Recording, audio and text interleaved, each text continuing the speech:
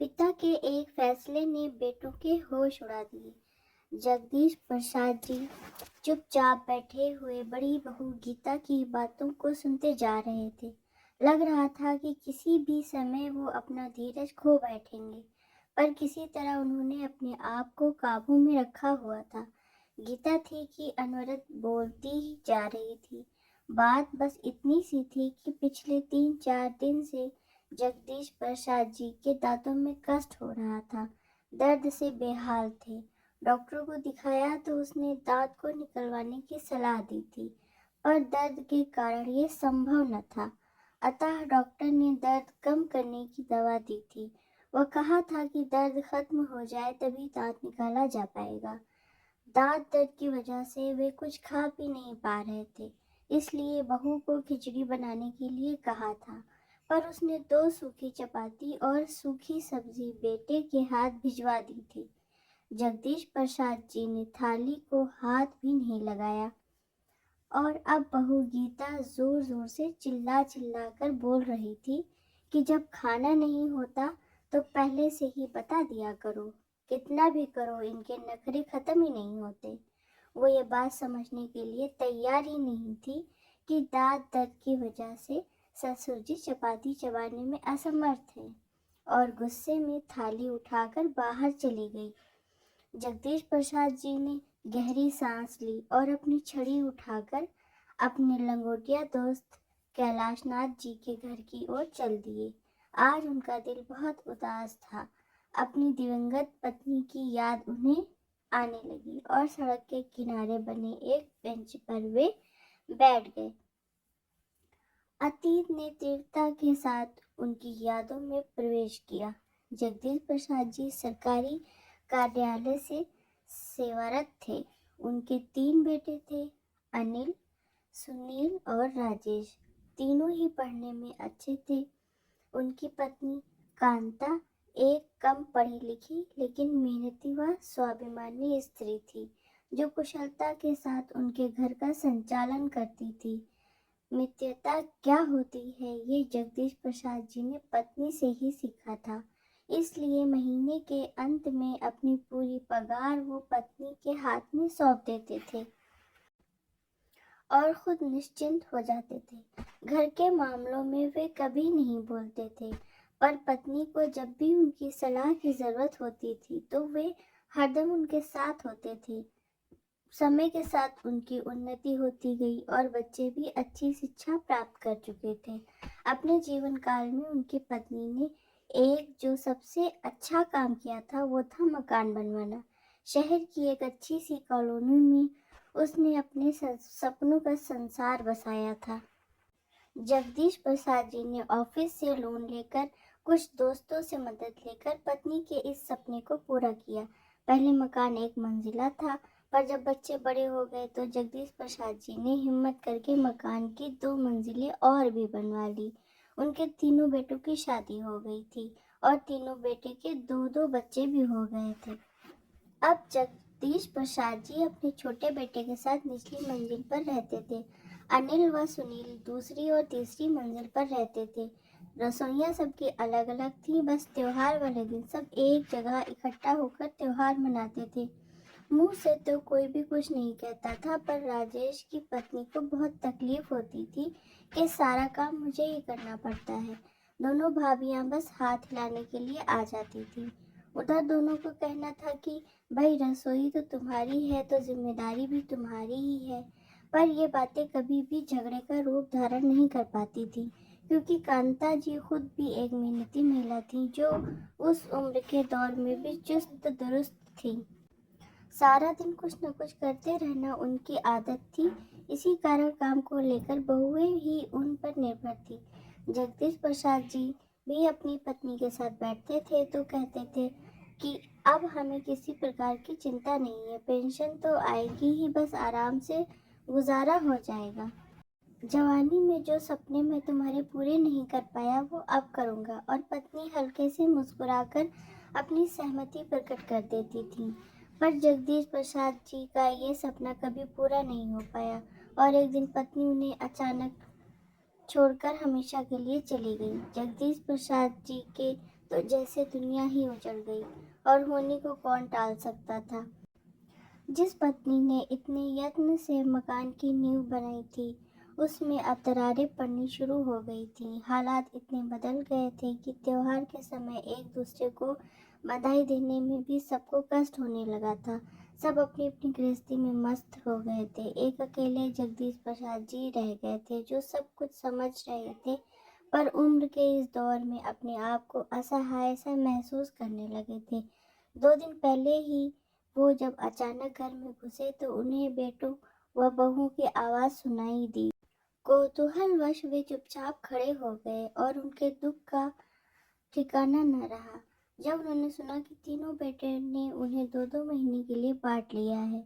छोटी बहू को शिकायत थी कि जब मकान में सब बराबर के हिस्सेदार हैं तो पिताजी की सेवा में सबका बराबर का हिस्सा होना चाहिए। मैं भी थोड़ा आज़ाद रहना चाहती हूँ, जो पिताजी के कारण संभव नहीं हो पा रहा है।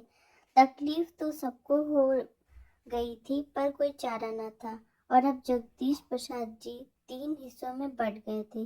जिंदगी यूं ही चलती जा रही थी। 2 महीने कभी एक बेटे के पास, फिर दूसरे, और फिर तीसरे के पास। मुसीबत तो तब आती थी जब कभी महीने के अंत में यदि उनकी तबीयत खराब हो जाती तो इलाज ये सोचकर नहीं कराया जाता था कि अब 2-4 दिन के बाद दूसरे बेटे के पास तो जाना ही है, वो ही इलाज करा देगा।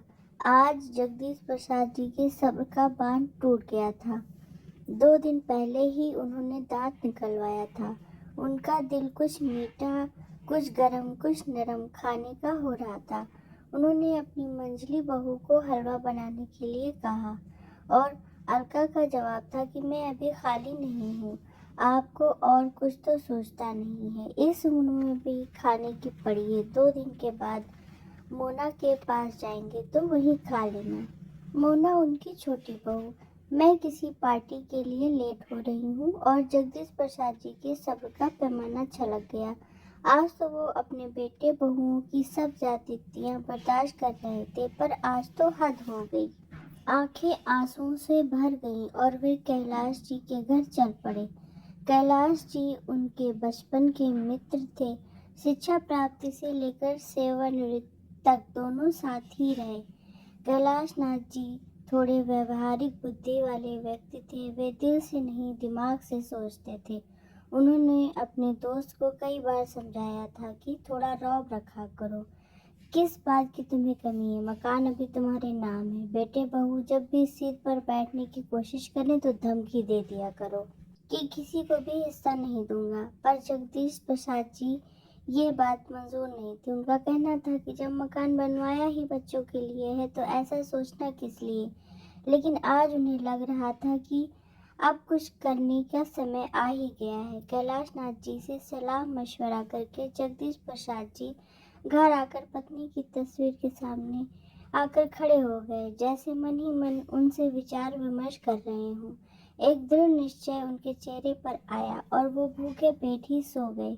किसी ने भी खाने के लिए नहीं पूछा। उन्हें पता था कि उनके तीनों बेटे पत्नियों के साथ गर्मी की छुट्टियां मनाने बाहर जा रहे हैं। किसी को भी ये ख्याल नहीं था कि पिताजी क्या खाएंगे, कैसे रहेंगे। जगदीश प्रसाद जी ने भी कुछ नहीं कहा। उन्हें अपनी योजना को अंतिम रूप देने का अवसर मिल रहा था। वो चुपचाप शांत भाव से बैठकर सबकी तैयारियां देख रहे थे।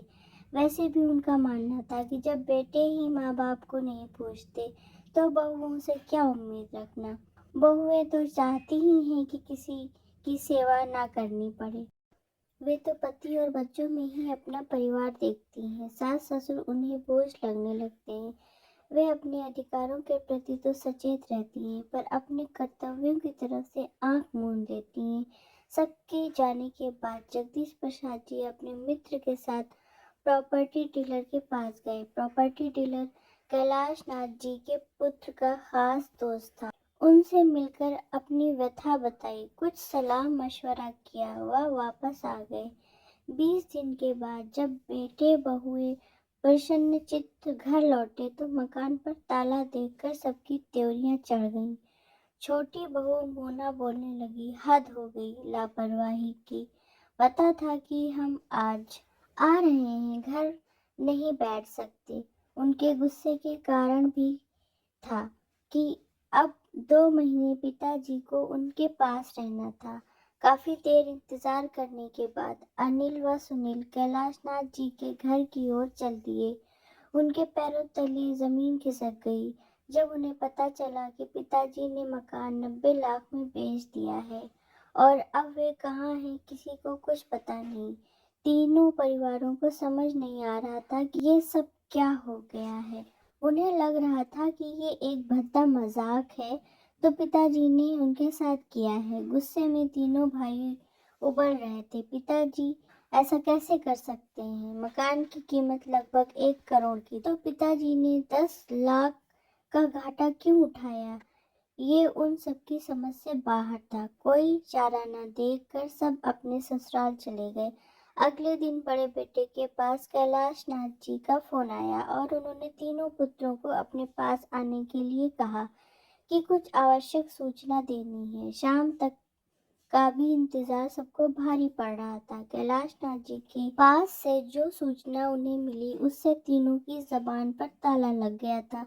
दिमाग जैसे कुंद हो गया। सोचने समझने की शक्ति ने जैसे साथ ही छोड़ दिया।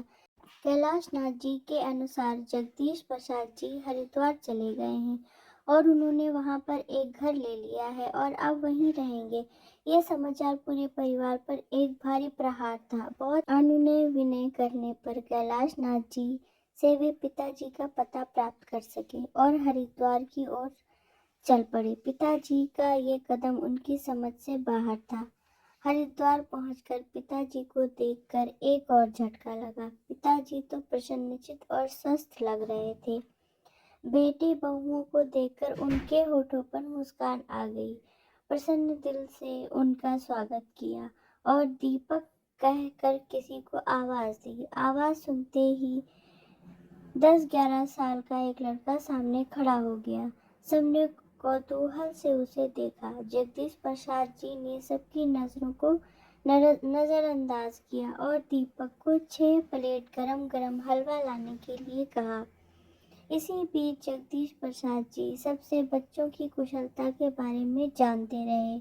बेटे एक दूसरे की तरफ देख रहे थे कि कौन पहल एक ट्रे में 6 पर किसी की हिम्मत नहीं हो और सबको एक प्लेट पकड़ा दी। इतने में दीपक ने भी प्लेट को हाथ नहीं लगाया। किसी को बोलते न देखकर जगदीश प्रसाद जी ने कमान अपने हाथ में ले ली और बोलने लगे। तुम सबको हैरानी हो रही होगी और गुस्सा भी आ रहा होगा कि पिताजी को ये क्या सनक सवार हो गई, लेकिन कारण भी तुम लोग ही हो। मैंने और तुम्हारी माँ ने तुम लोगों को कभी भी किसी प्रकार की कमी नहीं आने दी। तुम्हारी माँ ने मेरी एक अकेली तनख्वाह से कितनी कुशलता से घर को चलाया, ये मुझे तुम सबको बताने की ज़रूरत नहीं है। और आज मुझे ये कहने में कोई भी शर्म नहीं आती है कि उसने अकेले तुम सभी को अपने बाप प्यार से बांट लिया। पर चलो कोई बात नहीं, कम से कम 2 वक्त की रोटी तो शांति से दे सकते थे, पर वो भी नहीं हो पाया। पार्लर और किटी पार्टी में जाने के लिए सभी के पास वक्त था, पर मेरी 2 रोटियां सबको भारी पड़ रही थी। तुम सभी को अच्छी तरह से मालूम था कि जिसके पास भी मैं रहता था अपनी पेंशन वहीं खर्च करता था, लेकिन मेरी दवाइयों के लिए किसी के पास पैसे नहीं होते थे। तुम सबको अपने अधिकार पता थे, पर इस बूढ़े के प्रति तुम्हारे कुछ कर्तव्य भी हैं। ये तुम सब में से किसी को भी याद नहीं रहा। और फिर जब मेरे बेटे ही ऐसे हैं तो बहुओं से मैं क्या उम्मीद रखूं?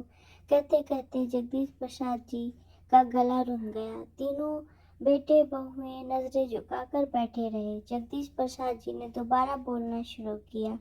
मेरा यह फैसला तुम्हें पसंद नहीं आएगा, पर मैं ये जानता हूँ, पर इसके जिम्मेदार भी तुम लोग हो। तुम्हें पता चल गया होगा कि मैंने मकान बेच दिया है। 10 लाख के घाटे में बेचा है, पर मुझे इसका कोई मलाल नहीं है। 5-5 लाख में अपने पोते पोतियों के नाम से फिक्स्ड डिपॉजिट करा दिए हैं और उनके बड़े होने पर उन्हें ही मिलेंगे। मैंने ये घर खरीद लिया है। 2 कमरे, किचन, बाथरूम, टॉयलेट, सभी सुविधाएं हैं। उनमें जो कमी थी वो मैंने जुटा ली है। मैंने इसके लिए आश्रम को 15 लाख दिए हैं। मेरे मरने के बाद ये घर आश्रम की संपत्ति हो जाएगा। अभी अभी जिस लड़के को तुमने देखा है वो एक अनाथ लड़का है जो अब मेरे साथ रहता है। मैंने एक स्कूल में इसका नाम लिखवा दिया है, पढ़ता भी है और मेरी सेवा भी करता है। 2 लाख मैंने इसके नाम से भी जमा करा दिए हैं। बाकी जो बचा, कितना बचा उसका हिसाब तुम लगा लो। मैंने बैंक में जमा करा दिए हैं। बैंक से जो इंटरेस्ट आएगा उससे मेरा खर्च आराम से चल जाएगा। मैं अपना खर्चा आराम से चला लूँगा। अब तुम लोगों को मेरी तरफ से पूरी आज़ादी है, जैसे चाहो वैसे रहो। ये सब कहकर जगदीश प्रसाद जी चुप हो गए और आराम कुर्सी पर बैठकर अपनी आंखें बंद कर लीं। तीनों बेटे बहुओं को समझ नहीं आ रहा था कि पिताजी की इन बातों पर अपनी क्या प्रतिक्रिया प्रकट करें, और सामने पड़ी हलवे की प्लेट को देखकर अलका सोच रही थी कि एक प्लेट हलवे की कितनी बड़ी कीमत सबको चुकानी पड़ रही है। दोस्तों, आपको ये कहानी कैसी लगी? प्लीज़ कमेंट करके हमें बताइए। धन्यवाद।